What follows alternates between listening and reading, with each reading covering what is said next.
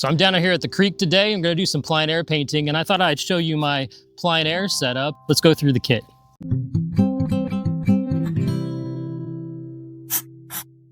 So a good plein air kit starts with a good solid bag. I have a backpack here. I bought it from Bauer. It's called the Bacon. It's a decent backpack. All you're really looking for here is something that's comfortable for you to travel with and move around.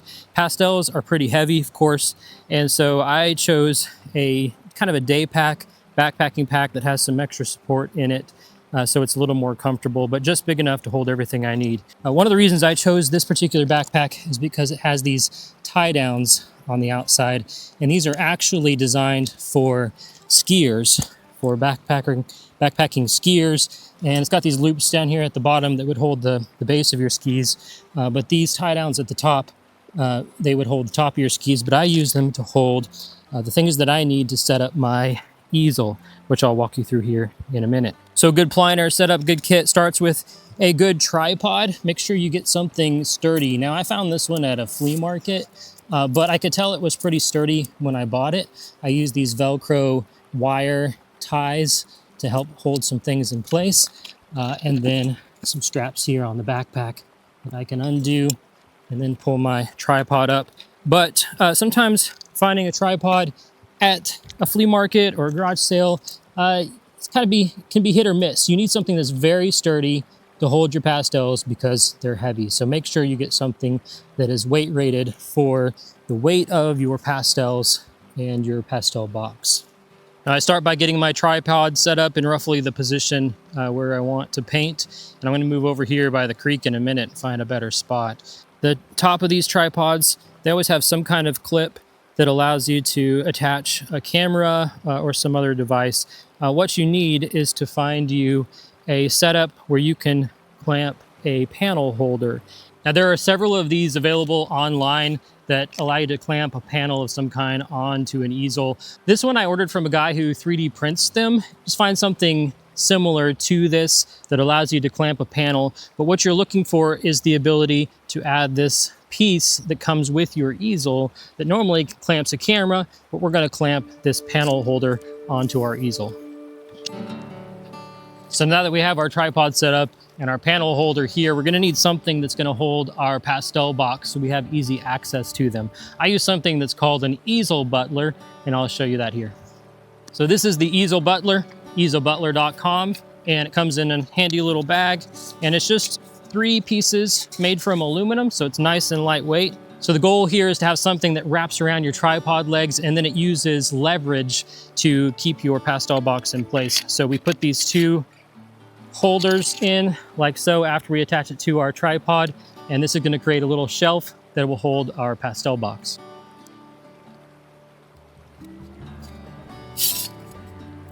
Nice thing about this holder is it can go upside down or right side up. It doesn't really matter, so you can't get it wrong.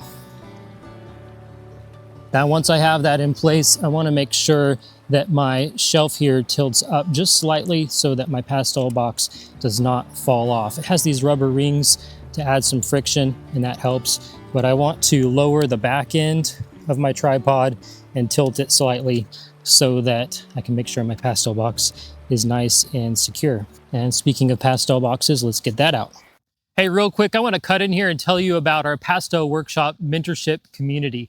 It's an awesome space where we have a lot of pastelists who are on this journey together, giving feedback, critiquing, encouraging one another, giving some inspiration. It's a great place, great community. It's over on a platform called School, SKOOL. So school.com/pastel-workshop. If you head on over there, you can find that community. It's free to join. And while you're there, if you decide you want to upgrade, we have a premium tier available as well, and you'll get access to full-length courses about color harmony for pastelists, mark making, developing an intentional daily creativity habit. And so if you head on over there, you can join the free community, but also check out those courses available if you upgrade. All right, let's get back to the video. So there are many pastel box options out there. Plein air boxes, pastel box holders, they go by different names. Usually they're made out of wood, makes them a little bit heavier, but it makes them sturdy as well. And there's a lot of options, like I said, but I bought this one at Jackson's Art Supply. It's about the cheapest I could find that's a quality box. You can also find several options from Dakota Pastels, other providers, but this Jackson's, there's a couple different sizes. This is the smaller one, and it's smaller on purpose. I wanted something that would fit in my backpack that would be very portable. Let me show you how it works. So all these boxes are pretty much the same. You have some locking mechanisms on the side to hold it closed, and you open it up, and then it's a two-sided box. So you get pastels on either side. There'll be a board on top of either side that holds your pastels in place, and usually these little clips that you remove. Now you remove that piece of cardboard here, and then the foam that goes over the top to help pad and protect your pastels. Do that for both sides. Now, the one downside of this box is the foam on the top is a little bit thin. I would prefer that it was a little bit thicker for a little more cushion for my pastels, but so far it seems to work pretty well. The other thing that will help you is if your box is pretty full, and that way your pastels can't move around a lot. Now, even though this is a small box, you can see I've organized it here with some blues. These are kind of miscellaneous colors over here, but kind of the blues and grays. I've got my greens and my orange and yellows, kind of my reds and browns, some more grays, purple, violet. Then I got a whole set of new pastels broken in half. They're half sticks here. And that whole all fits in there. So I can get a lot of colors even in this small box. Some artists will take all of their sticks in their plein air box and they will break them in half to be about this size. And then you can fit even more in the box. But I prefer working with sticks that are a little bit larger. Now in my box here, I have Great Americans, pretty much a whole set of Great Americans, pretty much a whole set of Schminkies. Both of them I picked to kind of work together, fill in the gaps for one another. And then I've filled in some other missing colors with some other brands. I've got some Earthberry in here. I've got J. Luda, which is one of my favorites. And I've got some Rembrandts, and of course, the new pastels. I believe there's even a few Terry Ludwig in here, especially in these lights. So all of this gives me a pretty good range. It's going to be limited, of course. I don't have all the colors, but that's kind of the point of plein air. I go in with a limited palette and I just kind of try to work quickly. Now, the biggest danger, of course, is wind.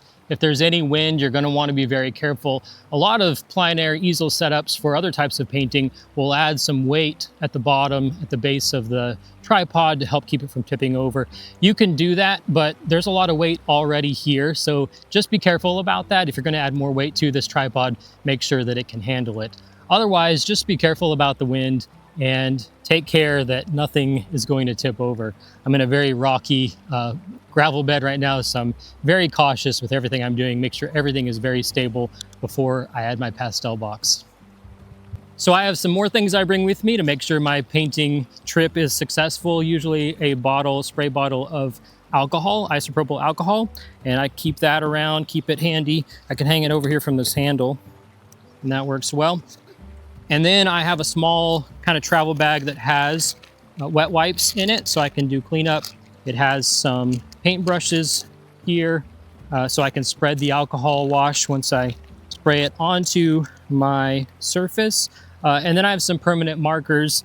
These are kind of in the hopeful, optimistic situation in which somebody decides they want to buy my piece. If they see me painting it, then I can sign the back and put a title to it or whatever. Now we just need something to paint on. So I pre-mount all of my paper, and that's really handy for a panel holder like this. If you don't pre-mount your paper, you need some kind of panel, some kind of stiff surface that is going to go here that you can attach your paper to. A piece of hardboard, foam core might be a little too flimsy to reuse over and over again, but something that's pretty lightweight and that you can use as a panel. But because I pre-mount all my paper and I carry those panels in my backpack inside of this new pastel box because it's kind of rigid, hard. It's a great size. And so I've got my panels inside here. I got an 8x10. I've got some 9x12s in here as well. So I can fit 5 panels in this along with the plastic bags that I use to store the pieces when they're done. And then that will help them travel safely. So now I just need to put my panel up onto my easel and I'm ready to paint. Now this panel holder has a couple options for me. I can slip in, they've made it with these little ridges here, the way that the panel holder is printed, and I can slip this panel in between here, use the adjustments on the back to loosen. And I usually like to set my bottom one in place so that my panel is about eye level. And I tighten it here with the adjustment on the back, and then I will do the same with the top and bring it down and tighten it in place. And now my panel is nice and secure. But I found that this little lip here kind of gets in my way when I go to paint the top and the bottom. So this panel holder has little screws, which are really handy. So instead of using the ridge that was 3D printed into the panel holder, I can use these screws, and that will still hold it in place. And then I only have tiny little screws to get in my way. So now I'm ready to paint. So my setup's all ready to go. Got my pastels within arm's reach, got my extras here, got my panel ready to paint on, and I can paint. Can set this up pretty quick with a little practice, take it down pretty quick, pack it up on my backpack, and then just take off again. If you don't want to carry a heavy backpack around, that's understandable. There are dolly type setups where you can have everything packed into a thing with wheels and a handle, and you can pull that around. It just might not be as off-road capable as a backpack would be, but try to stay minimal. Try to take as little as you can, but still accomplish the painting, and your plein air experience will be much, much better. All right, now go make something.